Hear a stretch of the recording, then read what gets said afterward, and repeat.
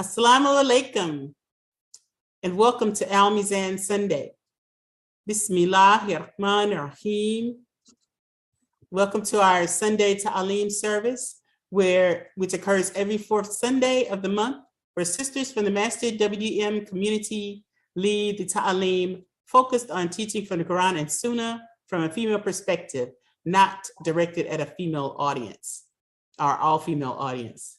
So make sure that you log into both the WDM and Masjid Al-Quran's Facebook or YouTube channels to watch this and other sister-led Taleem presentations. Today, if you've been joining us regularly, actually for Mizan Sunday, I'm Sister Sandira Amin, and I'm normally the voice behind the scenes, but today I'm collaborating with one of our dear sisters, Sister Naimah Bey. Sister Naimah is not only a beloved pioneer in the masjidwdm community, but she's a mother and grandmother whom has dedicated a lifetime of actively working, contributing, and sacrificing for the sake of Allah and for the WDM community here in Houston. Assalamu alaikum, Sister Naimah. Walaikum assalam, Sister Sandira and listening audience. Today, we will be discussing the topic of appreciating the opportunities for growth in the masjidwdm community, particularly the growth of the sisters within the community. As sisters ourselves, we wanted to take time out to not just reflect upon the growth that we've had in our community, but to inspire others who may be in a community where they don't feel the growth to aspire to do so. I'll be speaking today more from a historical perspective related to women and their roles in the early days of Al-Islam. And Sister Naimah will transcend into a more modern day examples here in the WDM community in Houston and opportunities which oftentimes parallel those roles of the earliest Muslims and Muslimas. I want to begin by reading an ayat from Surah Al-Fath, Surah 48. He it is who sent down Al-Sakina, calmness and tranquility, into the hearts of the believers that they may grow more in faith along with their present faith. And to Allah belong the hosts of the heavens and the earth, and Allah is ever knowing, all wise. When we say growth in this context, in the context we're speaking of today, we're speaking of growth in faith, growth in conviction to our religion, Islamic scholarship, and in some cases, even growth in the respect that women hold within the community and our rank within the community. We've been able to grow our level of contributions to the Ummah that could be in the form of leadership, levels of support and planning, all levels of support and planning events and activities, politics, our growth in Islamic scholarship through our halaqas and other activities that we as sisters have begun to partake in, our community development. We've grown in helping to organize social growth, as well as our financial contributions as individuals. As we know, our dear Prophet, peace and blessings be upon him, his first followers were few in numbers. And during this time in the religion and in the region, there was very little value placed on the female or on the women in general.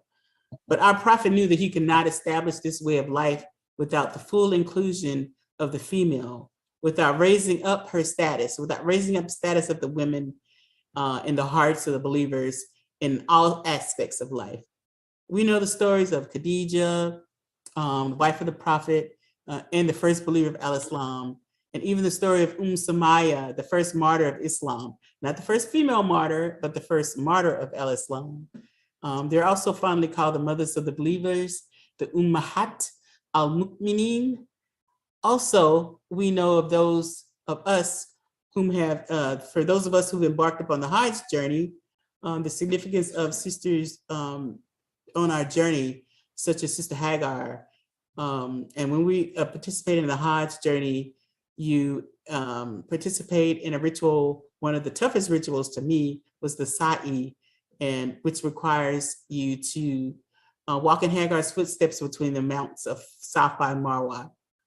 This journey, each Haji and Hajjah must complete in order to complete their Hajj rites. And it represents our personal struggles that we must overcome and asking Allah for assistance.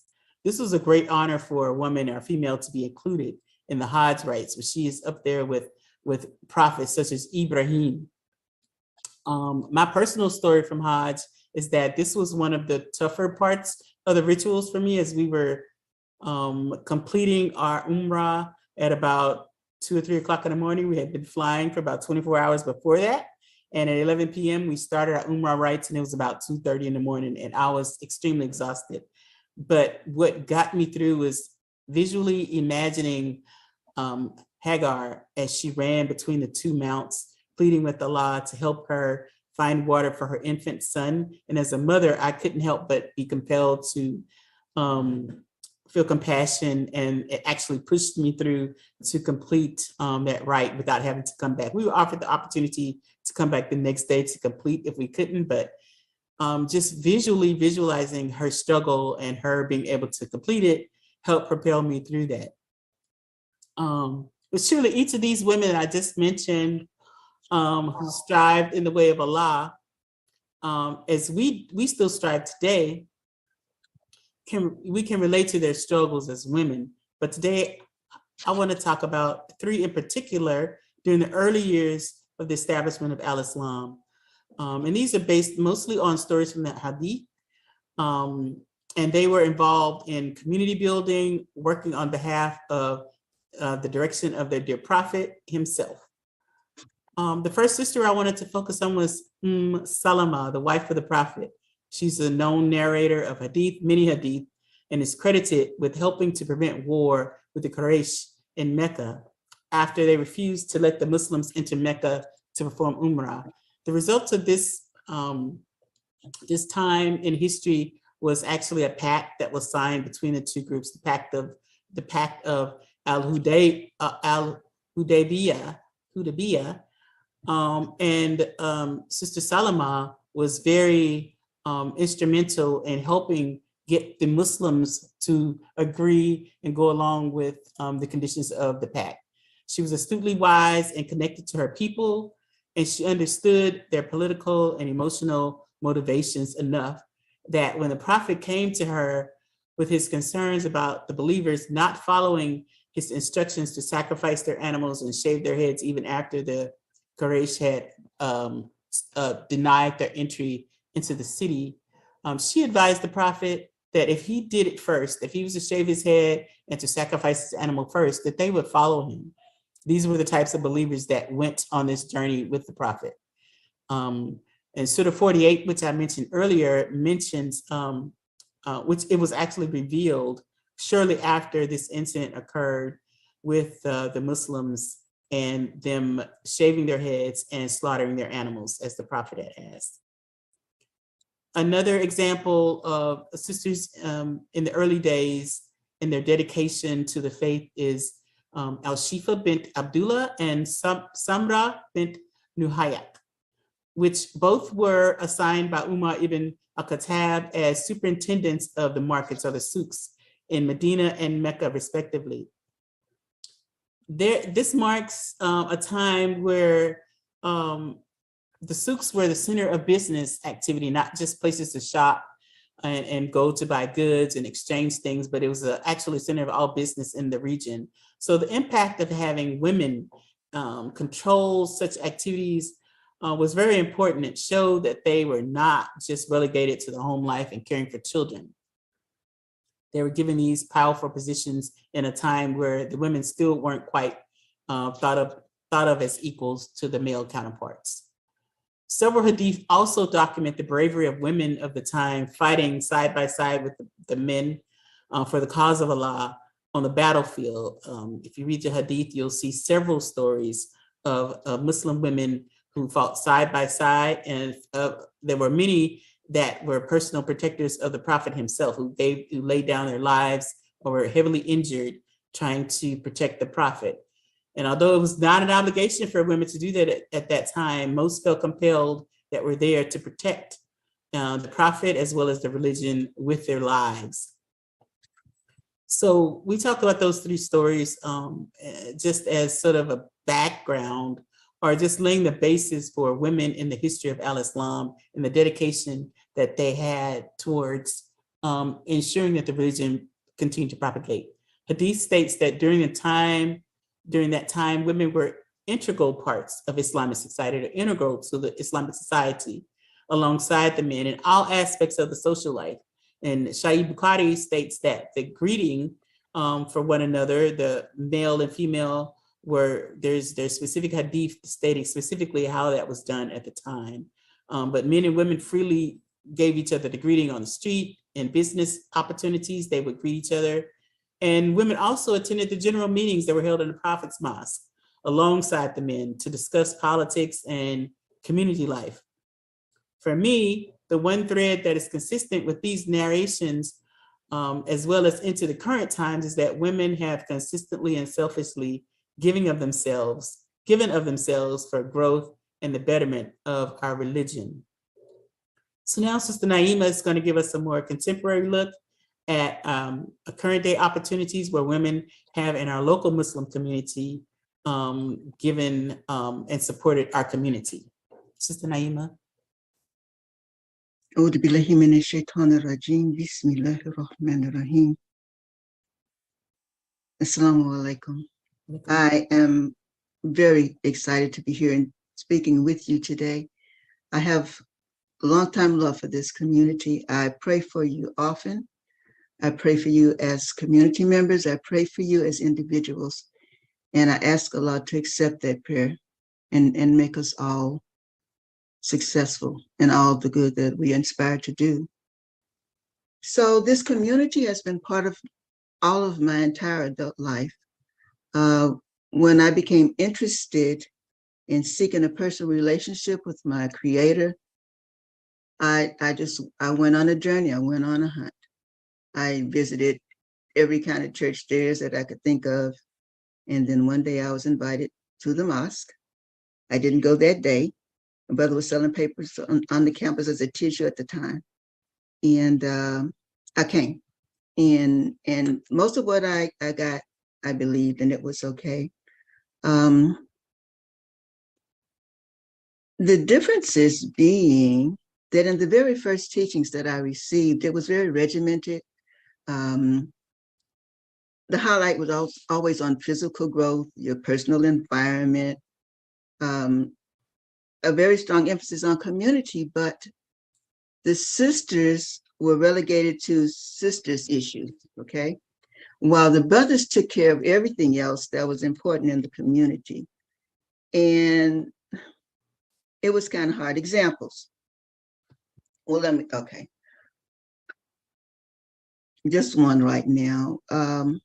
We might come to a training class meeting and the emphasis was on take off your scarf and let me see if your hair looks nice enough. I don't know if it was supposed to fall off on the wind. Somebody else was going to say, I don't know what the plan was. So when Imam Muhammad came with his teachings, it was such a blessing and a relief for us, because now all of a sudden, we were actually getting what I considered an inward to outward movement, like a real connection with our souls to our Rabb, and that was missing before. It's very methodical teachings, very slow and very patient with us, you know, and he brought us the Quran and life of the Prophet and the Sunnah, all things that we weren't getting before. And it made such a difference in our lives. So sometimes when I think about just comparing the two side by side, some issues. In the beginning,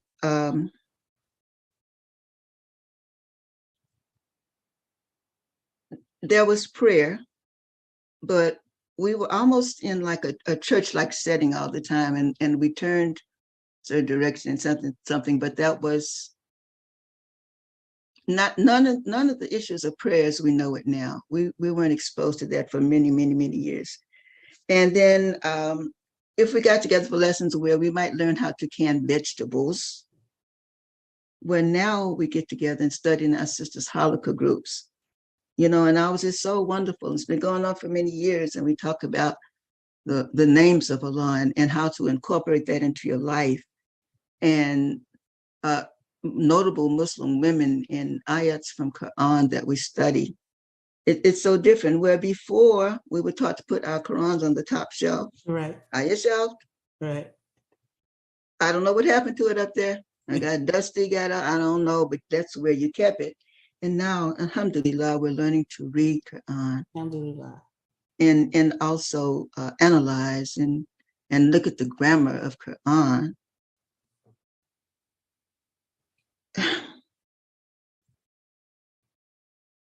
We study actual facts.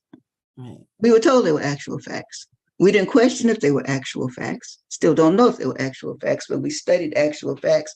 But now we look at applying Quran and Sunnah to our very lives in as we go along daily in our daily routine and make that part of it. And I think the one that bothered me the most was man was God. Mm-hmm. And now we know that we worship Allah subhanahu wa ta'ala. It was just two totally different experiences for me, totally different experiences. So Imam Muhammad said to us that spirit is seen in activity and production. Mm-hmm. So I want to talk a little bit about what's happening here in our community now and the growth that we've made and improvements in our lives. So from planning to execution, now sisters are allowed to contribute. You know, as we Muslims, we know that once the woman is elevated, the entire community is elevated and everybody benefits. So I'd like to give out kudos and shout outs to my sisters, but also our brothers who in our local community have put on so many wonderful events that were experienced by people from across the country.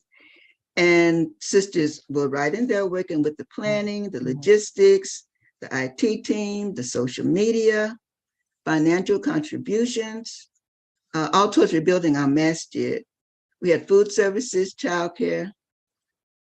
And one of the most wonderful aspects now for me is the development of Quranic studies and the studies of Arabic that are so readily available to us now.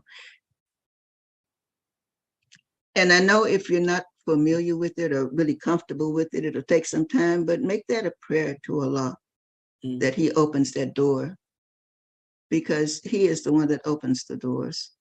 And I'm grateful to have been able to enter some of those doors and still trying to study inside those doors. And I pray that I get to continue and that we all benefit. It makes our community stronger.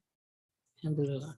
Absolutely. And I also want to give kudos to our local community administration under the direction of Imam Dr. Wazir Ali. Actually, I have to say that he not only looks for opportunities for sisters to be in the roles of leadership, but he also makes those opportunities sometimes, and he'll come up to you and things that you can do and that can be done. And I pray that I am better, I get stronger, and that we all get stronger in doing those things so that we can go on and continue to develop. Alhamdulillah. Thank you, Sister Naimah.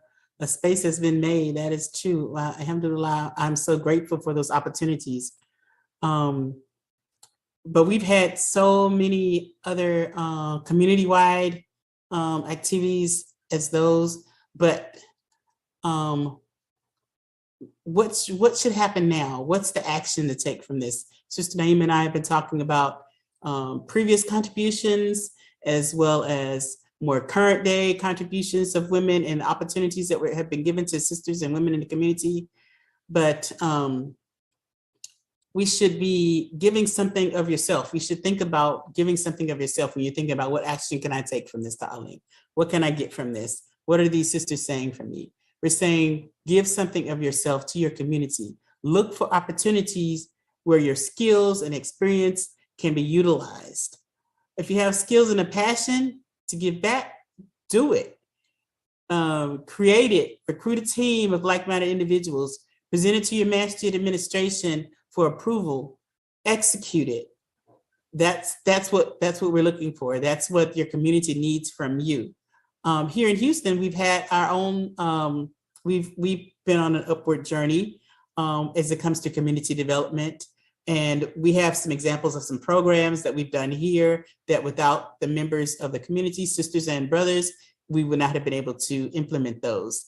But they have all been instrumental in establishing proven to be beneficial to our community and others, such as our weekend school at our masjid, which you can definitely, it was started by a group of like-minded individuals. There was no PhD that came in and said, this is how you start a weekend school. We used various references that we had, and we came together and we started our weekend school.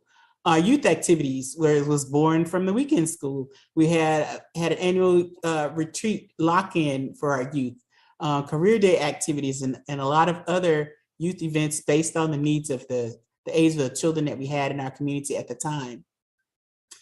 Sisters and Brothers Hanukkah group, Sister Naimah mentioned that earlier, that the Sisters Hanukkah group has been a source of a great wealth of knowledge and knowledge growth for our sisters here and the brothers here in Houston, in the Houston area, as well as new Muslim classes for new shahadas, as well as people who are coming back to the deen and wanting to review their Islam, or they want to increase their Islamic knowledge about their deen. And then numerous other educational opportunities. During this time of COVID, you've seen a lot of Islamic resources and classes start up online, Arabic, Islamic studies. So there's a lot of opportunities that we've taken advantage of here in Houston, but I could see full well how they could also be utilized in other parts of our community here. So as Sister Naimah and I were going over this list of things that are more contemporary and current day that we've started at our masjid, we also contemplated personally on some future projects that we would like to see brought into fruition. So Sister Naimah, you want to talk about yours? I do, but I also want to say that in the early days, we were pretty much ostracized, and all we had with each other. Mm-hmm. So that drew us together, mm-hmm. kept us looking out for one another, and tightened our ranks.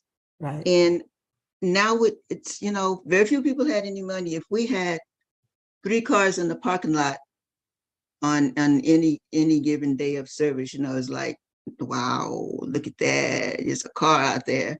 So times have changed, and financial situations have changed. Of course, they can go up and down, but they really have changed for the better. But I think we have to make sure that we're giving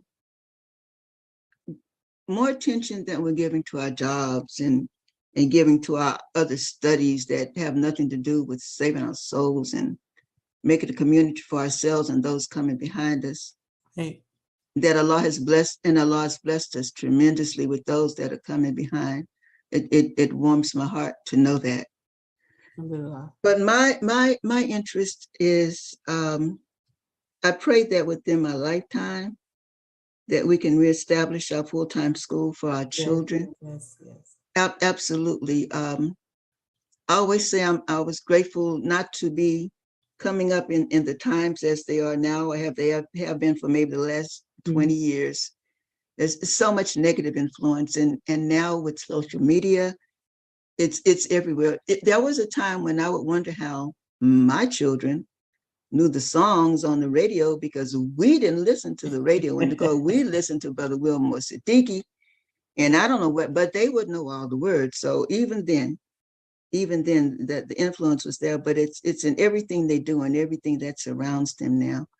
So I pray that that can happen. I'm willing to give whatever efforts that I have to make that happen again.